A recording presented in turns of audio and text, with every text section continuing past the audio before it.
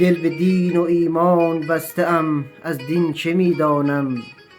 جز خواندن نماز و صلوات چه آموختم؟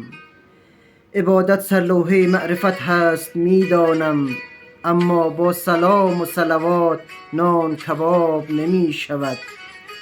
تنها با دعا هم بهشت برای ما نمی شود. در دین ریا نباشد، دروغ بهر مال دنیا نباشد.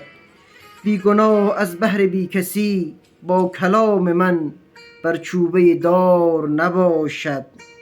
حق به حقدار بدهم هرچند هم رنگ و هم زبانم نباشد.